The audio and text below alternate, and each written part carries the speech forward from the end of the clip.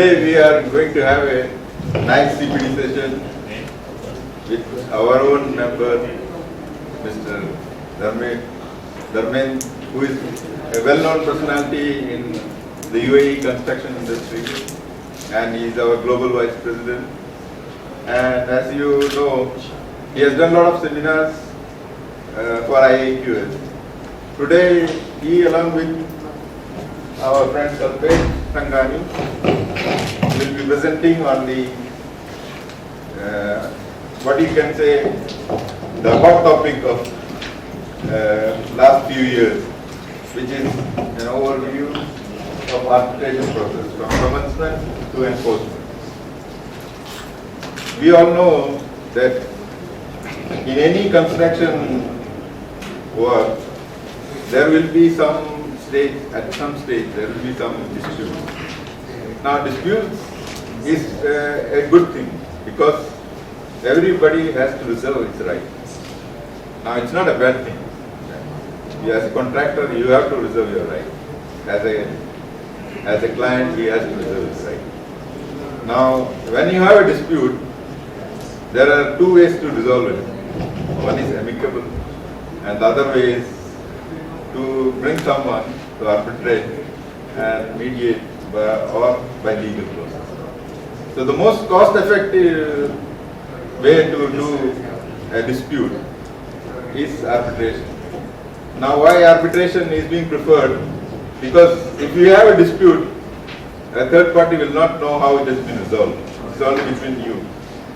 So people are preferring this, and then it is done after a stage when it becomes more of a personal or a prestige issue where both parties don't want to anymore negotiate. So the whole process, how it happens, tonight we'll hear from Mr. Dharmen and Mr. Kalpesh. They will highlight how the whole process will go. We know Mr. Dharmendra is our vice president and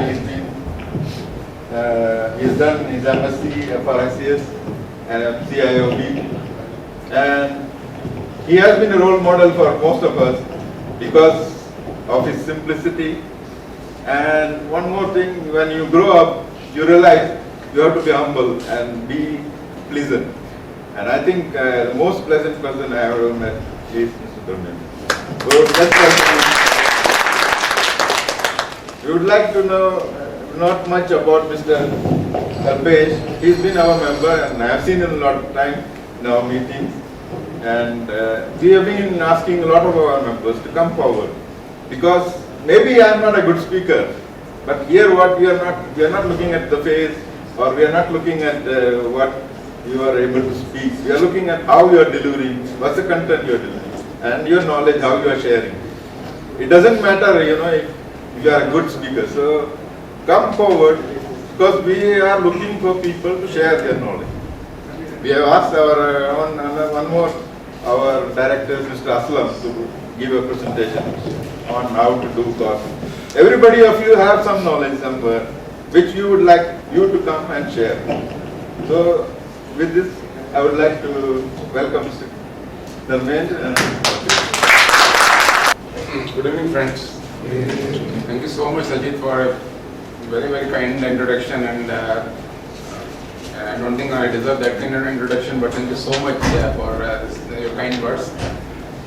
And when Sajid was asking, when can we have this, or when can I present this talk on the arbitration, I told him that the day you are going to give this award, so that at least I'll be sure that at least 7 people are there to hear me. I think you're all so brave that you took time and came here to this topic. How far you will find interesting, and let us see. And when this topic, why we have chosen this topic, because Kalpesh and me we were doing this LLM, and Kalpesh has finished the second year of LLM and I've done the first year of LLM. When when I started my LLM, that time I told my boss that I'm doing LLM. He said, "What? LLM is not good." I said, "Why?" He said, "No, lawyers are not good." I said, "Why?" he said, lawyers, he asked me, what is the difference between a bucket of shit and lawyer? I said, what? He says, one is without bucket, one is with bucket. Why you think I told him, sir, that, I want to earn more money, like arbitrators, they get a lot of money. I said, asked, why? I said, one fellow went to arbitrator and asked him that how much you charge for a general advice. So arbitrator told him $500 for 3 questions. So he said, don't you think it is too expensive? He said, yeah, it is expensive. And by the way, what is the third question now? So he has already done. My boss said, but lawyers, always they are lying, and but I can make out when they are lying. I asked him, how do you know the lawyers when they are lying? He said, whenever their lips are moving, I can make out their lying. Anyway, so finally, I convinced him and started my LLM. And Kalpesh, of course, is senior to me. He's second year, that's why he's getting a bigger chair. So, before, what we'll do a joint presentation. I'll request Kalpesh to start with a few slides first, and then I will take over. And Kalpesh, please. Good evening, friends. I thank Suzanne for his kind words. I think you all can hear me at the back. Yeah. It's fine. Okay. Today we shall present a brief on the arbitration process, that is from its commencement to its enforcement.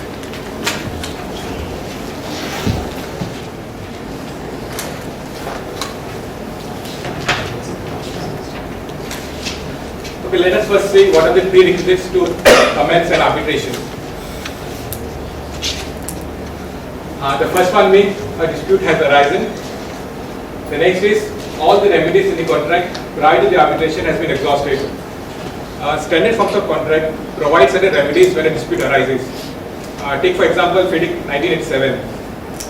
FIDIC 1987 requires parties to refer the dispute to the engineer for his decision. It requires the parties to try and settle the dispute amicably before proceeding to the arbitration.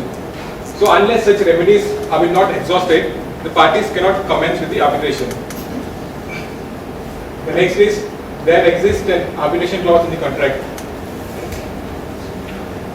If the contract does not consist an arbitration clause, either of the party cannot force the other party to try and resolve the dispute through arbitration unless until both mutually decide to settle the dispute through arbitration.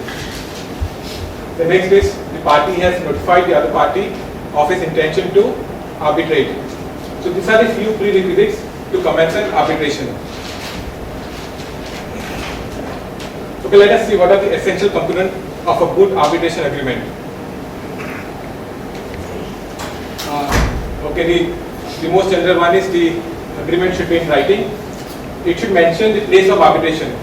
Now the place of arbitration mentions the location where the arbitration is to be conducted. The next is the seat of arbitration, which defines the procedural law. In an arbitration there are two forms of law. One is called as the substantive law, the other one is called as the procedural law. The substantive law is a law governing the contract, it's the law of the contract, or you can say the law of the tort if there is no contract formed. And the procedural law is a law which governs the arbitration process. So if the seat of the arbitration is not mentioned in the contract, then it is most likely that the law of the place of the arbitration shall be used to govern the arbitration process. The next one is the substantive law. Generally, this is the law which governs the main agreement, the main contract between the parties. The arbitration agreement also requires to mention the rules of arbitration.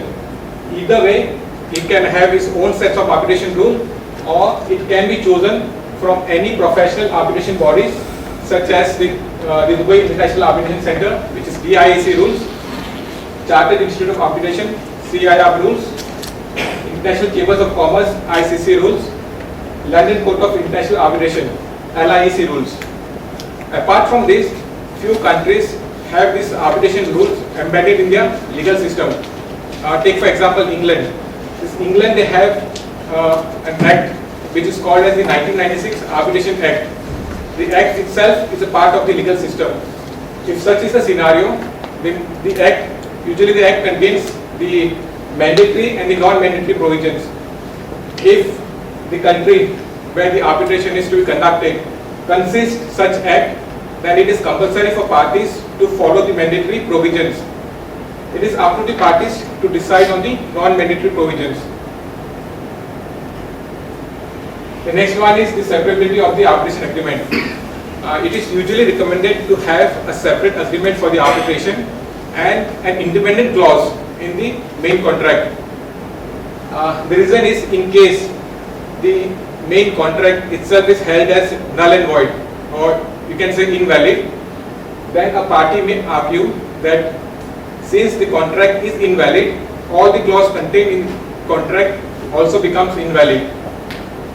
But the doctrine of separability says that if the arbitration clause is an independent clause in the contract, which is not a condition precedent, or it doesn't refer to any of the clause in the contract, then the doctrine of separability treats that clause as an autonomous agreement, which means that the clause will still stand even though the agreement becomes null and void. The next is, it should mention the language of the arbitration. It should preferably mention the jurisdiction of the arbitration, whether the arbitration panel shall have the power to decide on its jurisdiction or the court will have the power. This is usually an issue when a dispute consists of corruption issues. Usually the party will argue that the arbitrator does not have any jurisdiction to issue his judgment when the corruption is involved. So it is preferable to mention the jurisdiction of the arbitration in the agreement itself. If the jurisdiction of arbitration is not mentioned, then the arbitrator is at a liberty to decide whether he has the jurisdiction on the matter to be disputed. If he considers that he has the jurisdiction, then he will issue a partial award stating that he has the jurisdiction to arbitrate the matter, or else he may disqualify himself stating that he does not have any jurisdiction to arbitrate the matter and advise the parties to approach the court to decide on the matter of jurisdiction. So it is usually preferable to avoid such dispute when the arbitration commences to include the jurisdiction of the arbitration. The next one is the formation of tribunal. It should state whether the tribunal should be of 1, 3 or 5 members. The next is the provision to challenge the award. Usually this is being kept to minimum in order to maintain the nature of the award as final and binding. So few of the challenges which have been allowed by the professional bodies include the tribunal exceeding its powers of substantive jurisdiction, as we discussed before. If the jurisdiction is mentioned in the agreement and the arbitrator surpasses that jurisdiction, the award may be challenged. Or either way, if the jurisdiction is not mentioned in the agreement and the arbitrator issues an award stating that it has the jurisdiction and the court overturns, then the award can be challenged. The next is failing to conduct the proceedings in accordance with the agreed procedures. Prior to the arbitration, the parties and the arbitrators will sit together and agree on the procedures to be followed. For example, the time for submission of claims, submission of statement of defense, any counter claims, expert witnesses, oral witnesses. So this will be decided prior to the arbitration. If the arbitrator does not follow the said procedures, then the award can be challenged. Or it can also be challenged if the proceedings are conducted in an impartial way. Take for example, if the arbitrator does not give enough opportunity to a party to represent his claim, then the award can be challenged. The next is failure to deal with all the issues. For example, if the arbitration is conducted for suppose 6 issues and the arbitrator issues the award for 5, the award can be challenged. Arbitrator is required to issue his decision on all of the claims raised in the arbitration. The next is uncertainty and ambiguity to the award. If the award is ambiguous or uncertain, it can be also be challenged.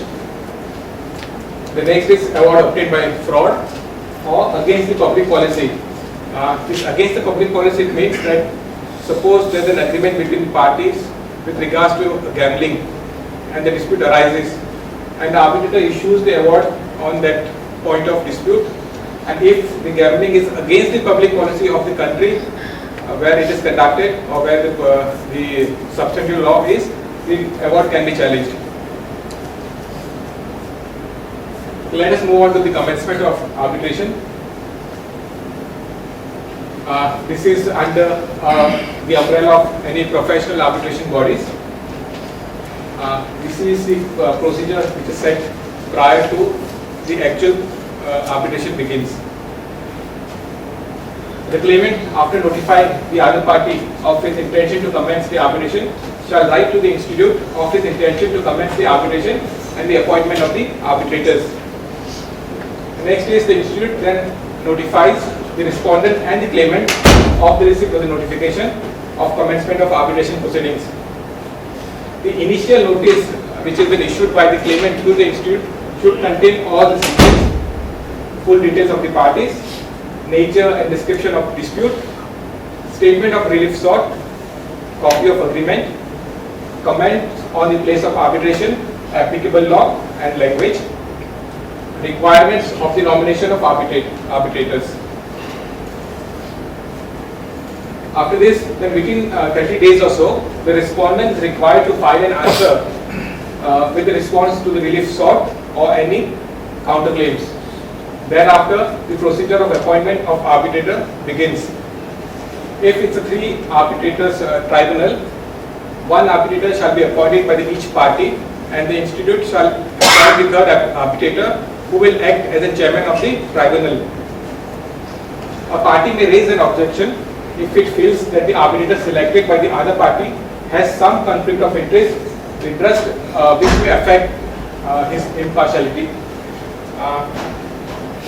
Before this, it's also the duty of the arbitrator, once he is selected, he should clarify his position whether he has any conflict of interest. If so, then he should, before the parties object, should resign if he has the conflict of interest.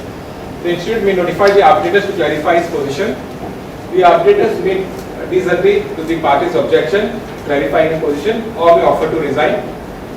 In such circumstances, the decision is issued by the institute is final.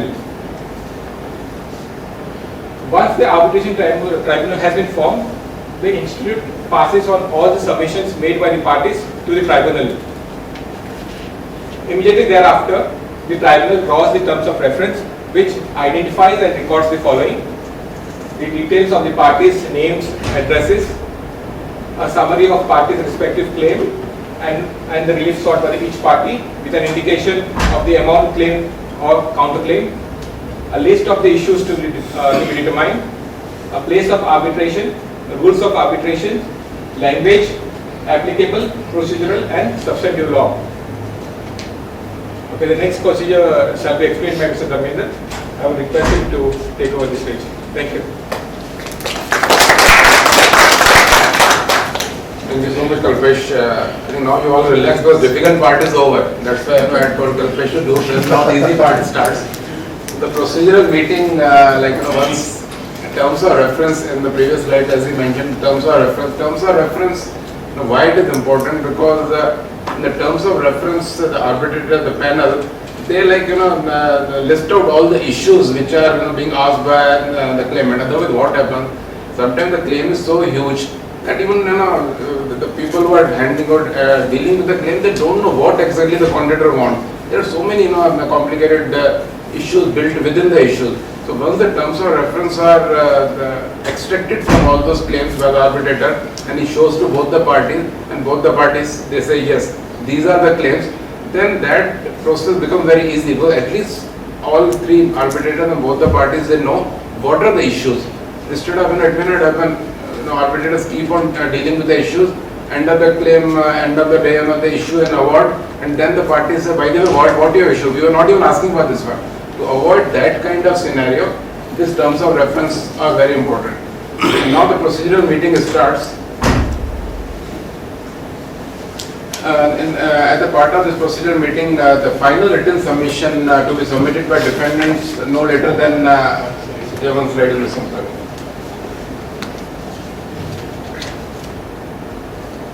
how the slides we have made, that actually means like how the arbitrator will issue the directions. So once you understand how the arbitrator is issuing the direction, that will make us understand this clearly. Once after the arbitrator is appointed, he will call for a meeting, the preliminary meeting which is called. After that meeting, he will direct the parties. The direction will be, he will say that he will list out the procedure. So the procedure will be, there shall be exchange of written statement of case as follows. Statement of case shall be delivered by claimant no later than 9th February. This is just a date only. So what he is telling to the parties that the statement of case, which is the statement to be submitted by claimant, should be submitted by a certain date. The statement of defense and the statement of counter claims shall be delivered no later than 1st March. So it means what arbitrator is telling to parties that once the claimant has submitted the statement of claim, then the defendant has to submit a statement of reply and a statement of counter claim. Then we come to the slide.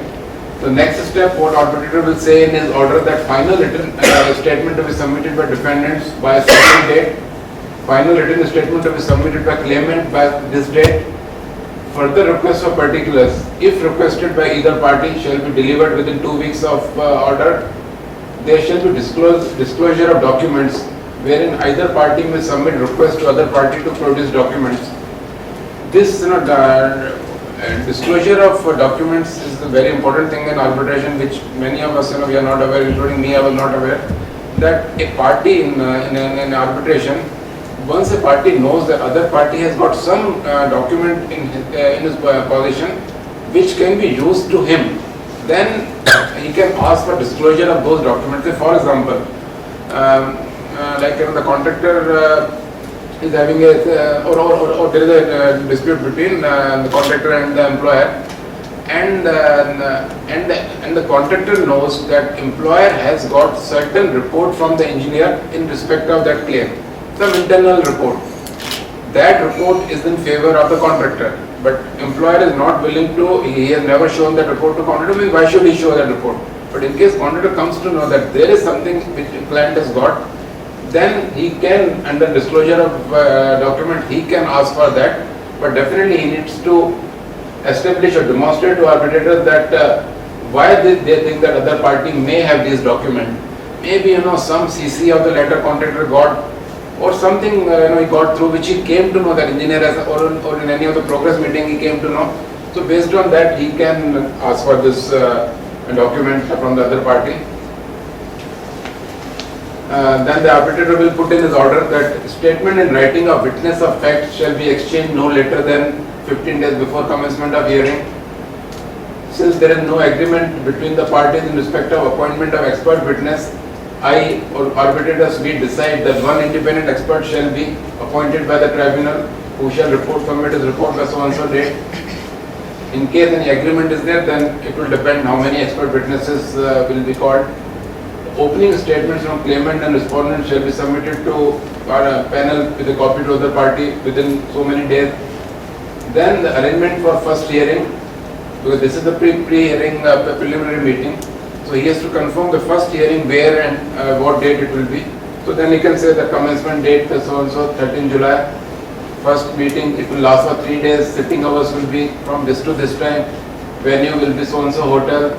Legal representation by which attorney or which lawyers are representing each party, he will put the names, and then also he will say that whether he will take the evidence on oath, and the post-hearing brief, when the hearings are finished, and the parties are required to submit their post-hearing brief within so many days.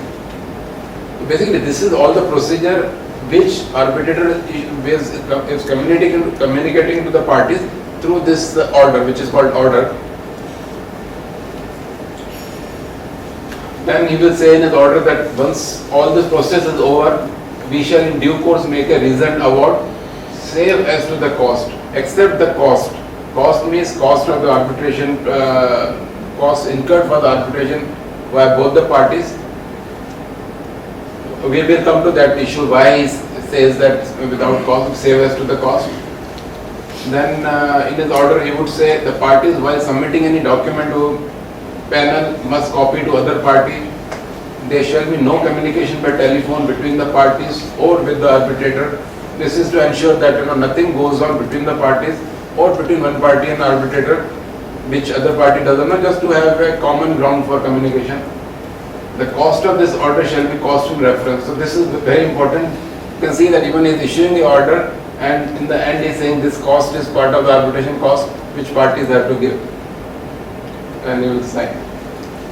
So this was the order, why instead of going through each step, we have mentioned that one, that this is a procedure in the arbitration. So procedure as in the previously explained in the arbitrator's order, these things will take: submission of written statement, submission of claim, defense, reply, disclosure of documents, submission of actual witnesses, statement by parties, submission of expert witness. I think if you may be aware that factual witness means people who have lived that dispute, they are called factual witnesses. Expert witness means anybody who can give good opinion or an expert opinion about that issue, they are called expert opinion. They may not be associated with that dispute. And then once all this is done, then the actual hearings start. In hearings, both parties may or may not be represented by lawyers, and in the cross-examination by the tribunal as by the other party, that is called cross-examination. Excuse me, sir. Yeah. The durations, all the time limits. Yeah. Is there any specific duration to be followed in all the arbitration process, or it can be agreed between the parties? See, this one, that the general guideline is that arbitration award should be issued within 6 months of first hearing, preliminary hearing. So based on that 6 months duration, then what kind of steps parties have agreed? Like the parties have agreed that there will be exchange of document in a 3-stage process. Once the claimant will submit, then the defendant, then the claimant. Then after that, how many hearings will be there? How many this expert witnesses? And once that procedure is agreed, then maybe arbitrator can calculate backwards. He knows that from 6 months that award is to be issued. He can calculate that how many steps are there. Based on that, he can fix the duration. But if the parties agree that no problem, 6 months is not a big deal, you take your time, let us go for 9 months, but give us enough time for between each step. If parties agree, then that can be extended. If parties don't agree and they want to stick to the 6 months, then arbitrator will fix those durations accordingly to ensure that it finishes within 6 months.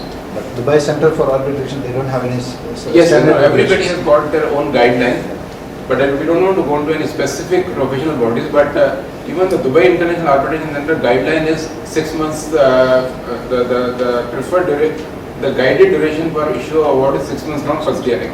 So, the thing is, it is very difficult for any body, any professional body even to fix those durations, because it all depend on how many steps, the kind of Complexity claim, of the case. how many hearings are required. So unless that is agreed, it is very difficult to fix the duration. So you can say that it is to be agreed between the parties. If parties are not able to agree, then it is absolute discretion of the arbitrator in case of disagreement to fix those duration to complete the arbitration in the agreed time frame. But all these to be stipulated in the agreement that prior to starting the arbitration process. No, means that during this meeting, this agreement, this order which we said that arbitrator has to issue this order, this order is subsequent to a meeting. In the meeting, both the parties will be there, arbitrator panel is there, so they have discussed all these issues. If they are able to agree, so that agreement will be issued as a part of the order. If they are not able to agree, then arbitrator will use his best discretion and put his duration and put in this order. So after this, all this process which may take minimum say around 6 months or so, then the process comes the award process. Now, award, the general guideline by all the professional arbitration bodies is that it should be a reasoned award. It should state claim history and the reasons and all, not in great length, but at least in that much length that if a party really wants to challenge the award, it should be clear that what is the basis of that award or what kind of considerations arbitrator has given in the award. General guideline has been discussed 6 months from first hearing. Other than the final award, if parties agree or if the guidelines of professional arbitration body guide then the preliminary, interim or partial or final award can be given before the final award. This is, excuse me, what is this interlocutory? Interlocutory is called intermediary award, like it is not a final award, but if the parties agree and the procedural law of that arbitration agreement allows for intermediary award, so arbitrators can issue intermediate award before the final award. But you have the interim award also, partial. So why you are telling this interlocutory? No, no. Miscellaneous technical. Yeah, okay, this one actually interim, there is a difference between interim and interlocutory, I'm not sure. This interlocutory award is the award which cannot be challenged. Interim award can be challenged, but not the interlocutory award. Even it will be against the seat of. Yeah, just for, I gave an example regarding the jurisdiction. Suppose arbitration has been started and the party objects to the jurisdiction and the arbitrator makes a decision for the jurisdiction, on the jurisdiction, then award cannot be challenged until the arbitration is finished. After the arbitration, he can go and challenge. Interim award can be challenged anytime. The interlocutory award cannot be challenged.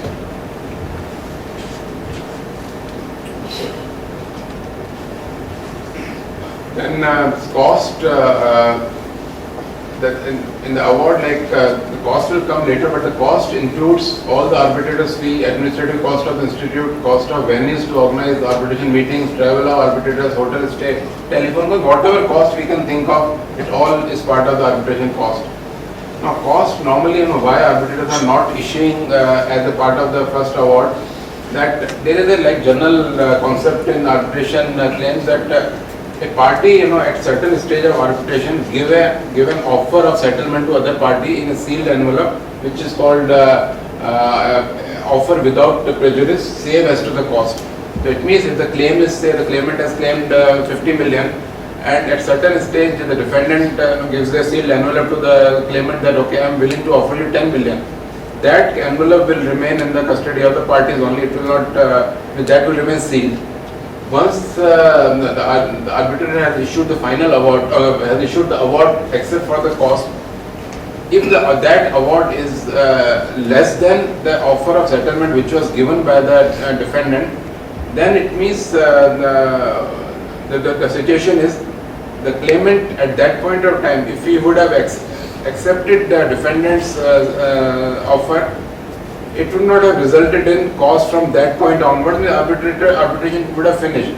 Since he did not accept and continued with the arbitration and finally got the less money as compared to what was being offered, so based on that, the cost from that point onward will be borne by the defendant because he did not accept. This is called another normal popular term called a bank offer.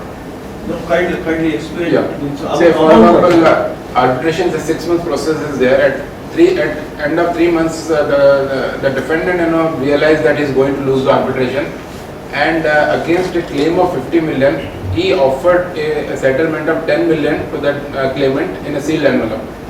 Now, at that point of time, this happens during the meeting. during the arbitration, anytime, as long as award is this process is going on, anytime. To avoid going into further arbitration, party may think that why not to stop this cost and give the offer and amicably settle. Is it disclosed to the claimant?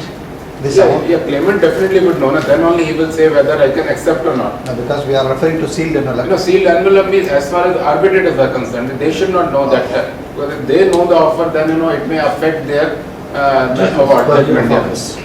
So from that point, if the offer has not been accepted, and finally, if the award is less, then the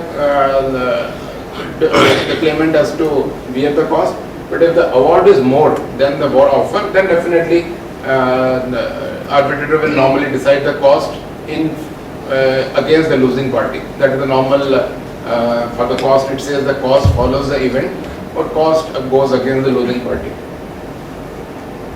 And also, in some cases, what happens, the cost is a huge cost, but arbitrators are required to ensure that they simply don't, award all the cost to the winner, because sometimes the winner, the winning party, has wasted a lot of time of arbitrators, by postponing the meetings or by asking huge, just to ensure that it may not happen that a party, he is trying to take undue advantage of his strong financial position by putting the other party into grave loss. So based on that, if he feels any unnecessary cost has been incurred, that he may not allow in favor of winning party. Yeah, once the award is issued, then any party may challenge the award as on the procedural ground that we had mentioned in the previous slide. The panel will review the challenge and may confirm the award or may correct the award for any clerical or typographical error or issue as an addendum. While the arbitration is going on and the parties agree for any amicable settlement, the arbitrator on the request of the party may assist in finalizing that. At a certain point parties want to settle, that is most welcome, and they can request the arbitrator. The arbitrator will make that award as a amicably settled award or amicable settlement agreement. Once the award is issued, then the question comes for the enforcement. Because why enforcement? Even I had previously doubted why enforcement. Once the award is issued, why the one party doesn't give the money to other and finish it off? Because what happens that once the party has to give, nobody wants to give money to anybody. So unless there is an order from court, nobody wants to give money. Just where somebody got a paper from arbitrator, he will say, why should I give you? No problem, I will not give you. So just to force people to pay, that's why the concept of enforcement is there. Enforcement means getting the award ratified from the court, from the country which was the seat of the arbitration. So if the arbitration is in Dubai and the procedural law of Dubai is being UAE law is there, so the parties will have to, or the winning party will have to go to the UAE court. Losing party may challenge the enforcement on the limited grounds mentioned in the agreement as we saw in the previous slide. If there are valid reasons for challenge, then the court may refer back the award for review by the tribunal in part or full, or if court feels that it was a complete mishandling and the reasons which are mentioned, valid reasons for challenge, those are absolutely clear cut, have been violated, then they may completely set aside the award in full even. The main problem in the enforcement, as we discussed, that when the assets of the losing party are in other country, so it means even if the case has been won here and the party gets the ratification from the court here, but finally what is the use of even getting the court judgment when other party doesn't have any money here? How to recover the money here? So it means only way to recover the money is either that party gives on its own as per the UAE court order, or if they are not giving, then that party has go to the other country where his assets are there and then apply to that court for freezing his assets, so that that money can be recovered by freezing his asset.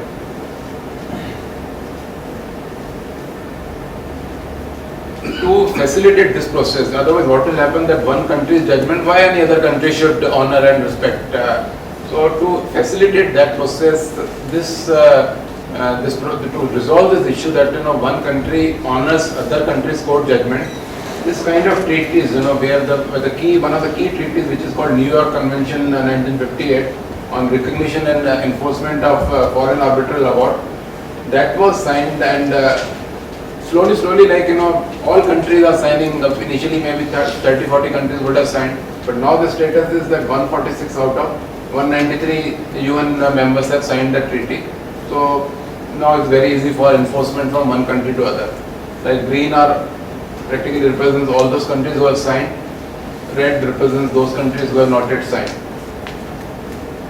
Of course, you will go to that slide.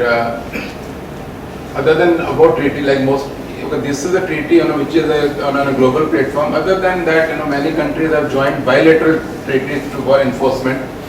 For example, UAE is definitely part of New York since treaty since 2006, and also UAE has got bilateral treaties with Egypt, Syria, and other neighboring countries. Costs.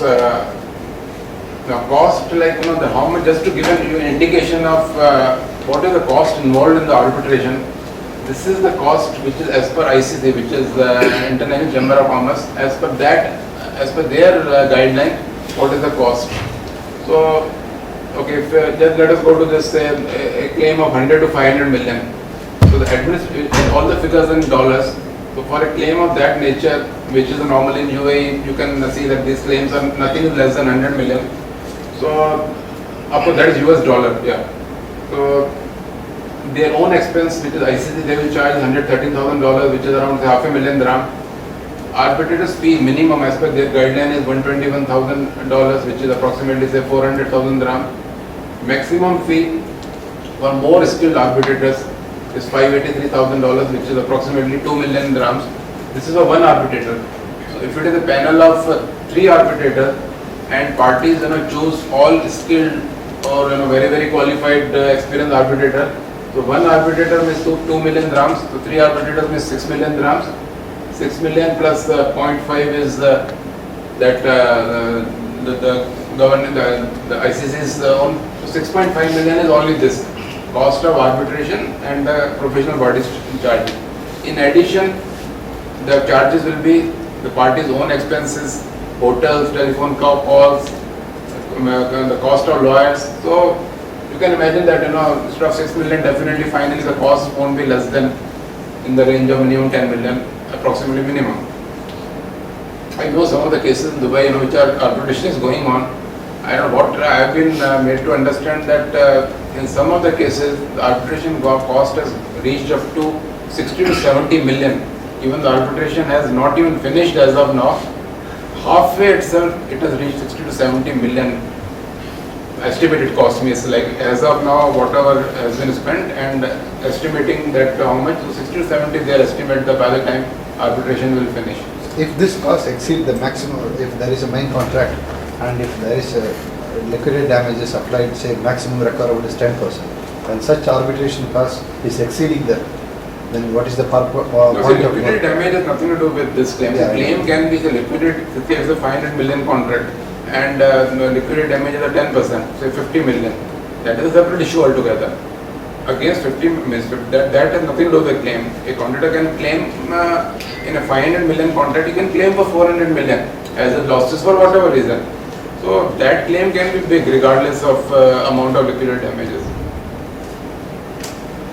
During all the process, who is managing the show? Who is Yeah. handling the? This is complete, discretion, power is all this tribunal. Everything is controlled, managed by arbitration tribunal. In case of challenges, in case the parties are challenging like jurisdiction or at any stage, then depending on what is written in the agreement, that who's like authorized or who has the jurisdiction or who has the authority to tackle those challenges, that depends. If arbitration panel has the authority to tackle those challenges, like in terms of jurisdiction, then they themselves will take that challenge and decide on that okay, that challenge is right or wrong or whatever. But in some of the cases, in some of the arbitration agreements or in some of the procedural laws of some countries, there are some different provisions that where the court has to get involved and where arbitration panel can decide. So like there are two kind of procedure as Kalpesh mentioned in arbitration law of some country, mandatory and non-mandatory. So for mandatory provision, out of mandatory provision there are say 50% or 30% provisions where court has to get involved in case in case to decide of any challenge or whatever. But for 70% of the things, arbitration panel itself they can decide on that challenge or disagreement or whatever. Say for example, like during this preliminary meeting, the one party says that why to go for this this actual hearings. Let us reduce the cost and go for written statements, and it's a small, not a big claim.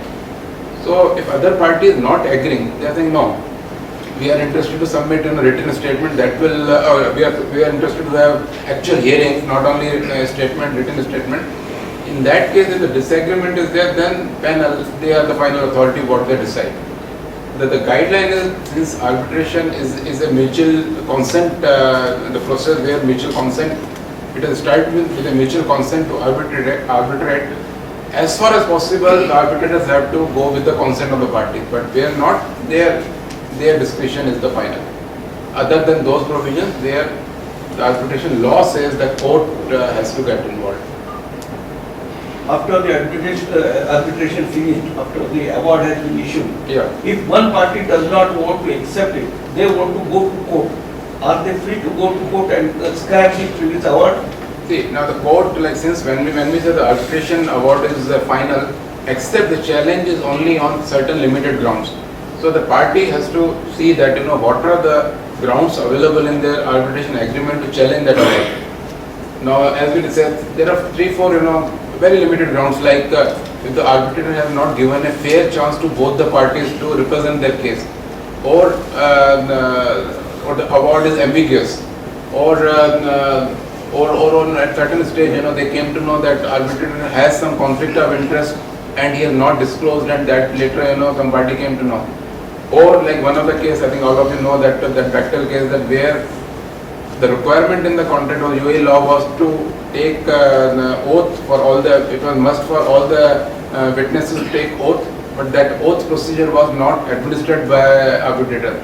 Or the award is against public policy. So these are the limited grounds where if the party challenges, the court will see whether that challenge is valid or not, and based on that they will either quash that challenge or give the award back to arbitrators to look into one or two issues, or completely set aside the award if they feel that that ground is absolutely clear-cut case of violation of the grounds based, which are the grounds for challenging the arbitration. So it does mean that the court clearly agrees or is in agreement with what they have done. Of course, how they have done is different. But they accept their judgment or whatever. The court is not supposed to go into the merits of the case. Like if the arbitrator has issued a 50 million claim, the court is not supposed to see that maybe that this claim award is too excessive, and they are not supposed to go into those issues.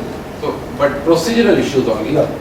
But how the arbitrators have worked out that claim amount and those things, court has that is not the valid reason for court to set aside the award. Even in many countries also, like even if the arbitrator makes an error on the point of law, the court has given the decision in favor of the award, in favor of the arbitrator. Even the arbitrator has made a mistake on the point of law, which does not affect the award given by the arbitrators to a much extent. Even in such scenarios, the court has not kept aside the award, it has ratified the arbitrator's award. So this is the autonomy given to the arbitration process by the courts. This point is very important because all courts know, worldwide, globally, all courts know that the losing party doesn't want to pay. So definitely, they want to challenge on one or other ground. So all courts know. So, but knowing that importance of arbitration and knowing it is binding, and knowing that parties have mutually agreed to go for arbitration in the contract. So all the courts have been, including UAE, very, very supportive of arbitration, and if they feel that this challenge is on not fair grounds, simply then definitely, even if suppose small error and those kind of things is there, as you pointed out, they will not set aside the award. Maximum they will refer back the award to tribunal to correct or modify and issue an addendum. But setting aside the award, this was one of the rarest cases which this where I told you that because of this not taking the oath, because there what I understand that the courts the view was by not taking the oath, the complete the sincerity which is expected from the witnesses, that is completely gone. So since that is completely gone, so there is no relevance of their statements and their expert reports.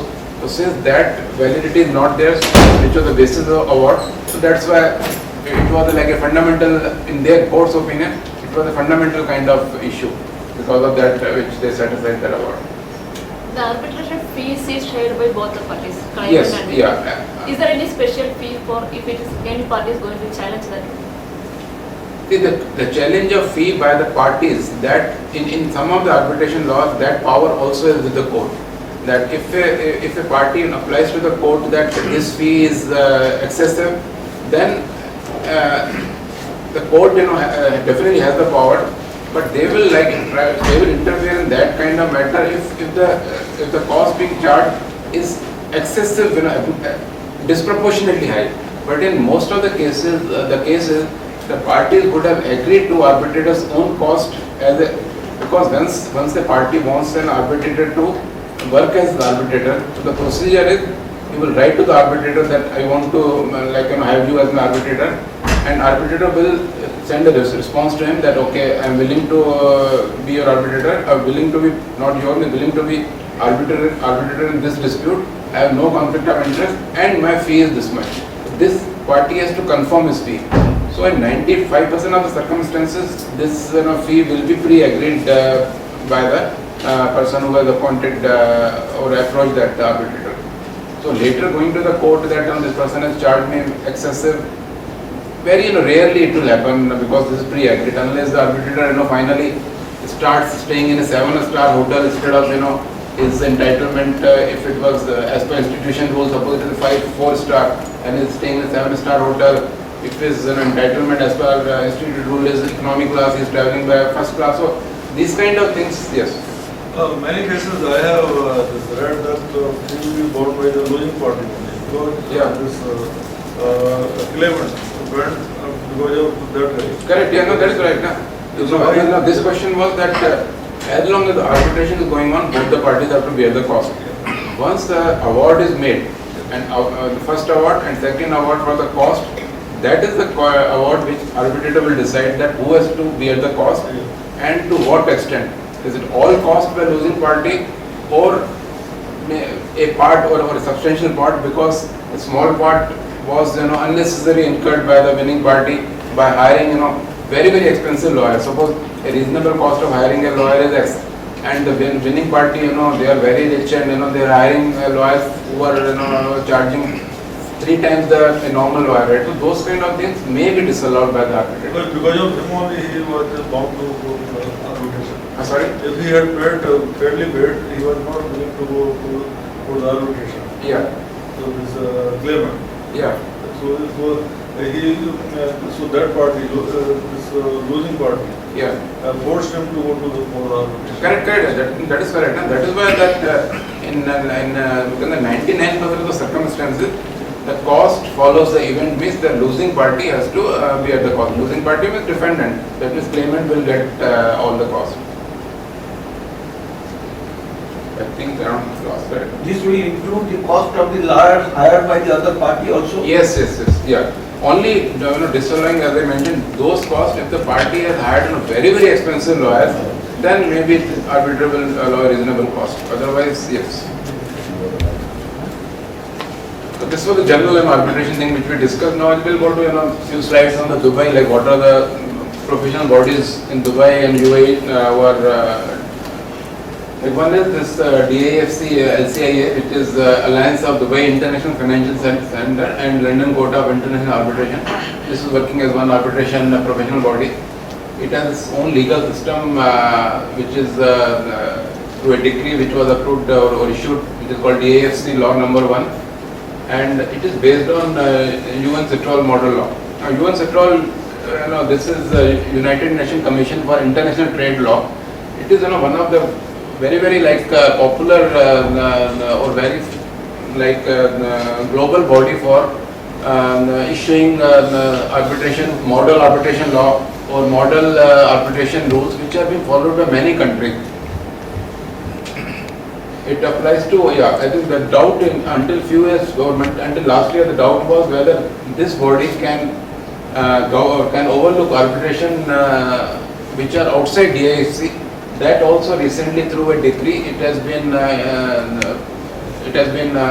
the law is that yes, they can oversee the arbitration which are even outside DIFC. The one change from the normal UAE code, it follows common law, because as you all know that Dubai is a civil procedure law, but these courts or this arbitration body in the arbitration they will follow the common law. So the difference is that in common law, many case laws are there, and many concepts, many doctrines in common law are different to civil procedure law. So those doctrines and those case laws, those will be definitely prescriptive for arbitrators if they are following common law. Yeah, and through decree this has been issued that the awards issued by DAFC and CIA are enforceable in Dubai as well as within UAE. Other body is this. I think we all know that this is Dubai International Arbitration Center, which is in alliance with Dubai Chamber of Commerce and Industry. It has its own arbitration rules, not law, rules, and which is called DISA Rules 2007. Again, the courts which are applicable to this one are Dubai courts, which follow civil law, as you know. Jurisdiction entire Dubai. Language of arbitration in English, unless otherwise agreed by the parties. And yeah, the non-mandatory provisions which parties can or up to them to that will govern the arbitration procedural issues in UAE. Conciliation and Arbitration Center. Again, it has its own rules called ADCC Procedure Regulation. The difference here is that this arbitration, their language is in Arabic, unless otherwise agreed by the parties. So the difficulty is that if the defendant, he wants to be difficult and he knows that claimant is English speaking, and he will ensure that it runs in Arabic to make the claimant's life difficult. So that one small drawback is there. Yeah, that's all. I think it was a long session, and we discussed few questions, but open to any more questions, me and Kalpesh, if any doubts or any further. In case of any disputes, Yeah. and it is directly approached, the court is approached without following the arbitration procedure. In that case, will court insist to follow this route, then come back to us? Yeah, correct. Is it the must? part of the Dubai civil procedure law? One of the articles says that in the first hearing in court, the party has to, who wants to go for arbitration, he has to point out that there is an arbitration agreement. So in the first hearing, if he points out, then the court will refer them to arbitration. But in case they miss to point out to the court that in the first hearing that there is not, then the court will continue. Then that opportunity is lost. What will be the roles and responsibility of the engineer during the arbitration process? Up to the okay, like just take FIDIC 87, that contract which we are all aware of, and up to in FIDIC 87, the role of the engineer finishes once he has issued a engineer's decision. After that, once the party is notified the arbitration for arbitration, then in the contract there is no role for the engineer. But in most of the cases, as per my experience, what happens once the engineer role finishes, it means as a supplementary agreement. If in many cases I have seen that the clients are trying to hire the engineer so that they can support them in arbitration. Now it is for engineer to accept that appointment or not, because it may be a conflict of interest situation for the engineer. Because at the one side, like he is supporting the client against the contractor, and the other hand, his role is a fair under FIDIC is unfair. He is supposed to be fair. But so it means once engineer's decision has been given, then engineer's role finishes, unless he forgets about conflict of interest and joins the client and tries to support him in this arbitration. Otherwise, contractually his role finishes. Suppose the client according makes to 99, he can act on behalf of employer.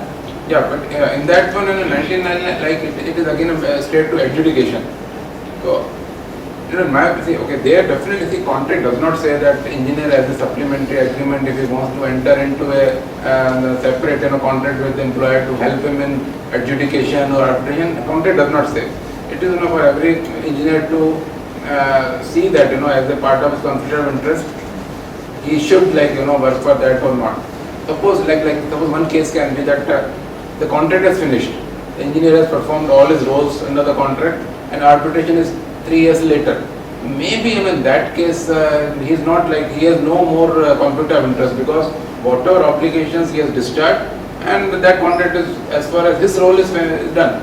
then I don't think at least I can't think of any conflict of interest situation if he wants to have a separate contract with client and to support him as an independent consultant. You see, It will be a conflict of decision. Maybe they are going against his decision. Yeah, you're right. Yeah, if it means that once the invitation comes from the client to the engineer that okay, I want to hire you as my advisor, then the engineer has to see that this point, suppose his own decisions during the course of the contract were wrong, or maybe he was trying to hide them or something, whatever. And if he feels that tomorrow, like once he supports the client, his his advice will be different. In that case, he has to assess the risk that is the client going to sue him that because of you now you are giving me this advice, previously advice was wrong, and because of you I am going to lose out. So that he has to assess the risk that maybe he will be sued by the client as a separate case altogether. That is right. Why I am saying that because we work as an engineer, and I know that like many of us we are working as an engineer. We get a lot of invitations from the client to participate or help them during arbitration proceeding.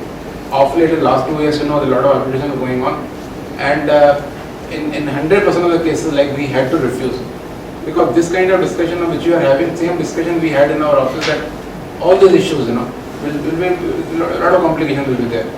So this thing, that's why you can say that the question was that how long the engineer's role is finished when the decision is issued. Suppose the If engineer is engineer's decision is being compromised in the arbitration, and arbitration gives a different opinion than the engineer, so does professional indemnity does not cover this one? So No, see. it's likely to be there, isn't it? No, it depends. See, it's a very subjective issue that why the party lost there and what was the case here.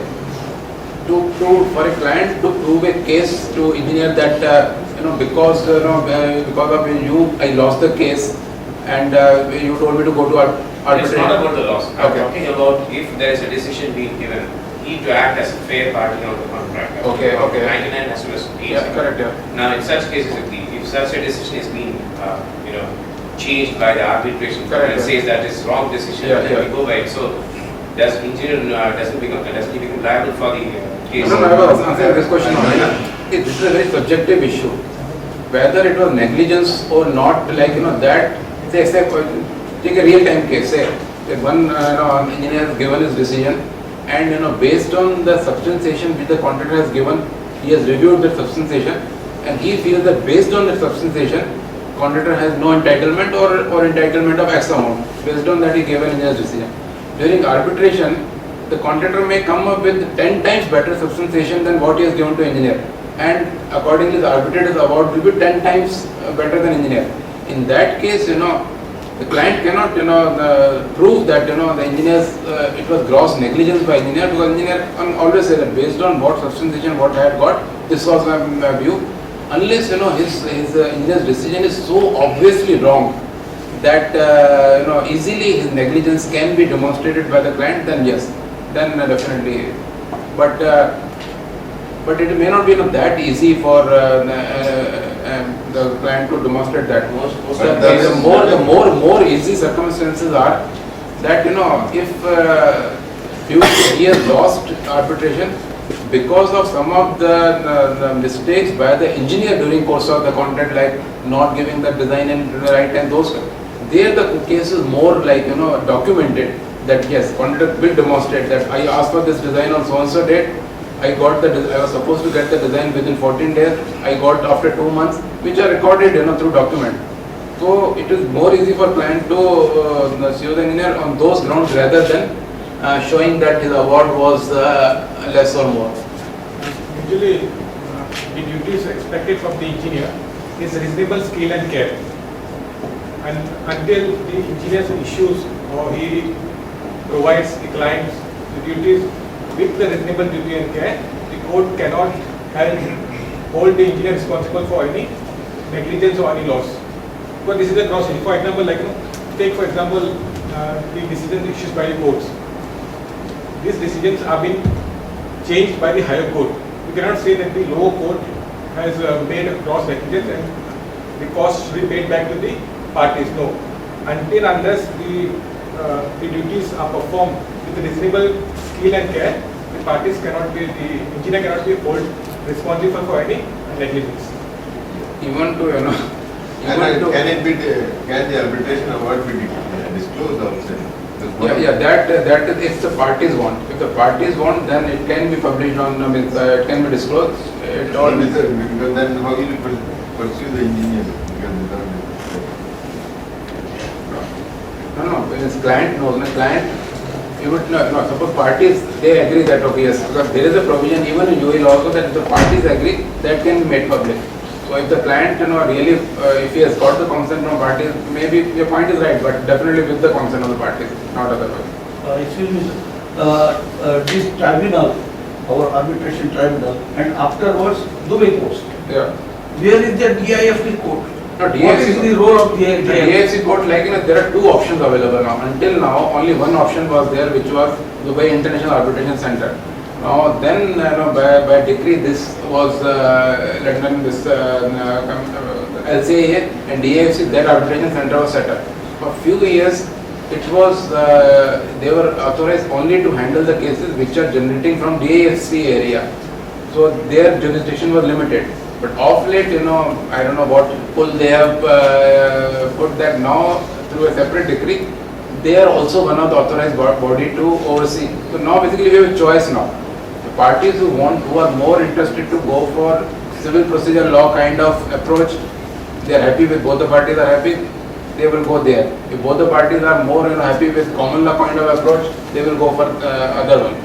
If so that's why in the beginning we said that it should be mentioned in the arbitration agreement that who will be the overseeing body, because if finally if nothing is written and one party wants to go to one and then there the conflict starts and then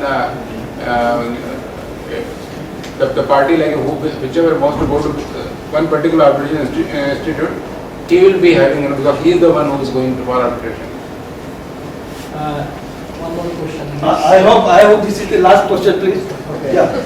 In the arbitration agreement, it is written that the arbitrator will be from my community. Okay. In the civil law, there is no problem. Once I am going to DIFC, it is common law. Actually pleased to see you, all of you again for the CPD. This time we are going to present, we are going to appreciate and honor about 6 or 7 members now of our IAQS members who got achieved postgraduate degree from Hiriatwat University, MSc and MRHS. Can we give them a big round of applause? Actually 8 members, 1 or 2 members probably not to come. Yes, Paul? Yeah. Okay. Can I request Mr. Matthew, our Global Vice President, to come forward and to start the presentation. I would request Jayant Kumar Sadasiv. Jayant Kumar Sadasiv, working for Parcels Overseas Limited as quantity surveyor.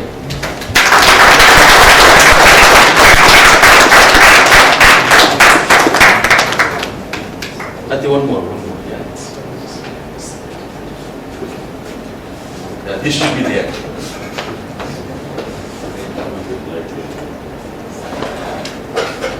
You want to give again? Want to take photograph? No, it's coming in this case. And the next is SS Umar Mogadin. Mr. SS Umar Mogadin, working for Hamilton Design International, senior quantity.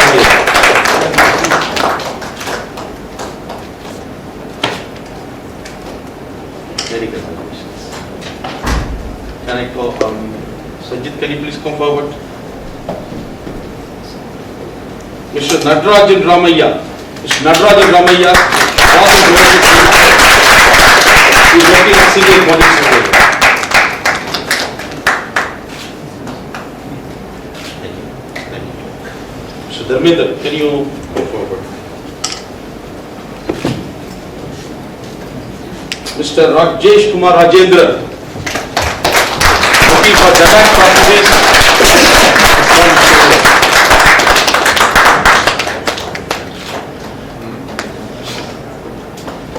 Alpesh, can you please? He's our chief guest. So, Ms. Rishna Akbar Shah. Not come? No. Okay. Mr. Sudan Rajangam. Mr. Sudan Rajangam. Working for Rack Properties Subsidiary.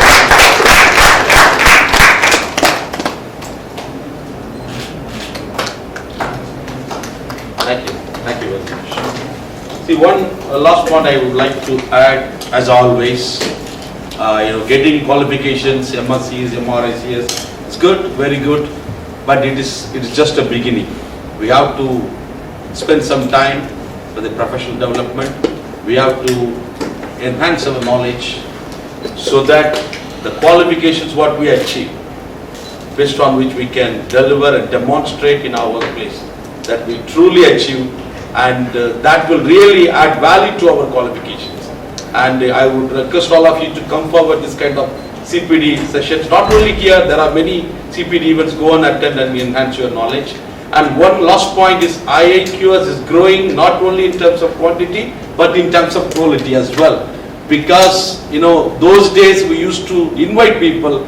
Now we are our members like Mr. Dharmendra and Kalpesh. They are conducting seminar. Can we give them a big round?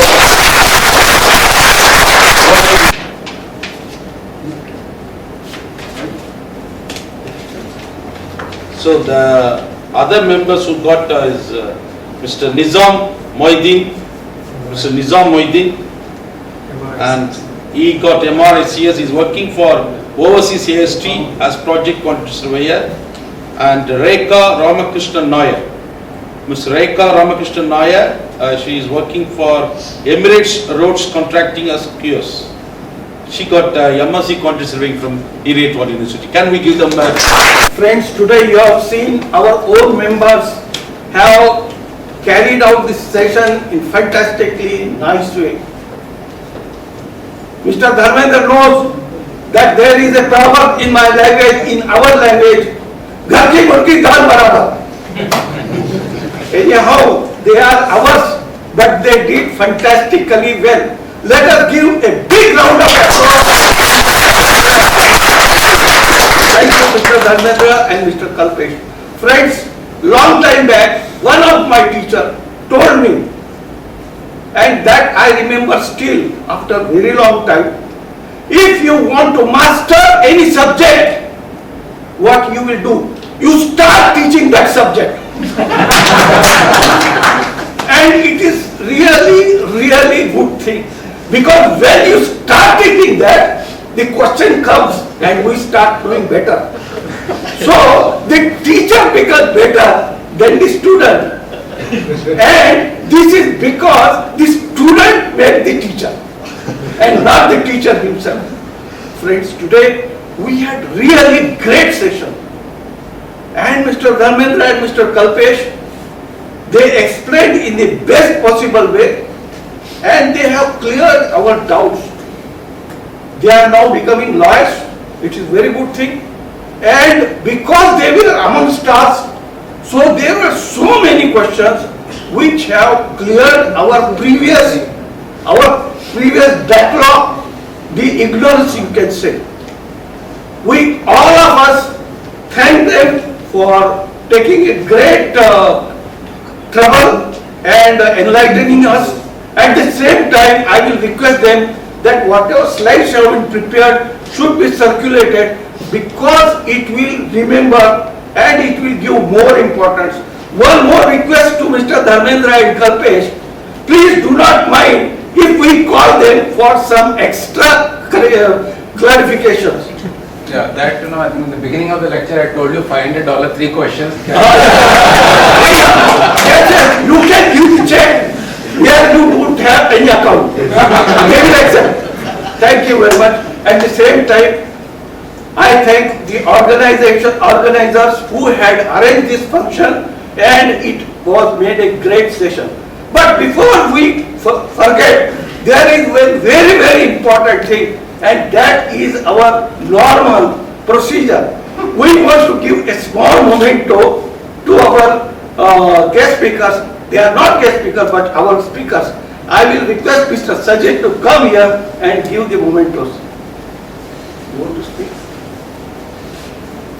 As I said in the start of the meeting, we expected a very good event, and Dharmendra and Mr. Kalpesh has really made it wonderful, and I think everybody of you enjoyed by the crowd's response and the way you are attentive. It shows that how was the event. Very well done. Thank you very much. Thank you.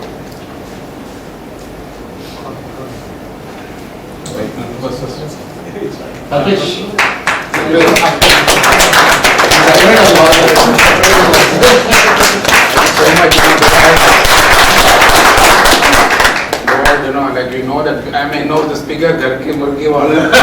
Really, this is not required. When this is the last time, but next time, you know, definitely it should be. No. Okay, last time. Next time will also be last time.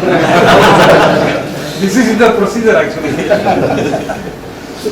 Kalpesh, please come.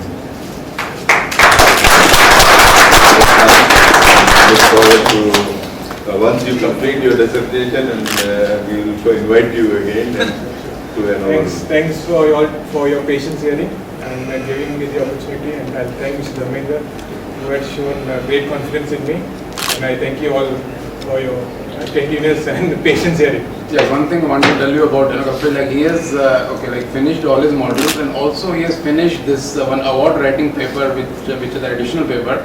And now based on that, like he has to just appear for a peer interview, and then he will get his FCIR. Like his MCIR, it is a matter of a month or two before he gets his FCIR.